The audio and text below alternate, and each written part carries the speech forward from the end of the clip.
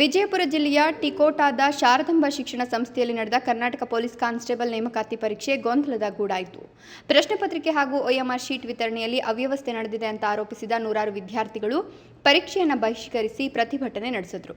ಪ್ರಶ್ನೆ ಪತ್ರಿಕೆ ತಡವಾಗಿ ವಿತರಿಸಲಾಯಿತು. ಪ್ರಶ್ನೆ ಪತ್ರಿಕೆ ಮತ್ತು OMR ಶೀಟ್ಗಳ ಸರಣಿ ಸಂಖ್ಯೆ ಹೊಂದಿಕೆಯಾಗಿಲ್ಲ ಹಾಗೂ ವಿವಿಧ ಕೊಠಡಿಗಳಲ್ಲಿ ವಿಭಿನ್ನ ರೀತಿಯಲ್ಲಿ ವಿತರಣೆ ಮಾಡಲಾಗಿದೆ ಅಂತ ಅಭ್ಯರ್ಥಿಗಳು ಆರೋಪಿಸಿದರು.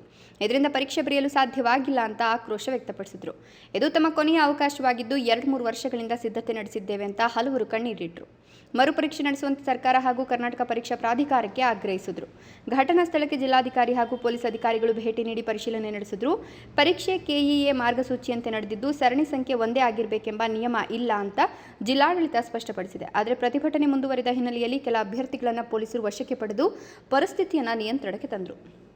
ಕೆಲವು ವಿದ್ಯಾರ್ಥಿಗಳು ಅವರಿಗೆ ಕೊಟ್ಟಿರುವಂಥ OMR ಶೀಟ್ನಲ್ಲಿರುವಂಥ ನಂಬರು ಮತ್ತು ಪ್ರಶ್ನೆ ಪತ್ರಿಕೆಯಲ್ಲಿರುವಂಥ ನಂಬರು ಹೊಂದಾಣಿಕೆ ಆಗ್ತಾ ಇಲ್ಲ ಅನ್ನುವಂಥ ಒಂದು ಕಾರಣ ನಾವು ಪರೀಕ್ಷೆ ಬರೆಯಲ್ಲ, ಇದು ಒಂದಕ್ಕೊಂದು ತಾಳೆ ಆಗ್ತಾ ಇಲ್ಲ ಅಂತ ಹೇಳಿ ಕೆಲವು ಜನರು ಆ ಪ್ರಶ್ನೆ ಪತ್ರಿಕೆ ಎಲ್ಲ ಮಾಡಿ ಹೊರಗಡೆ ಬಂದುಬಿಟ್ರು.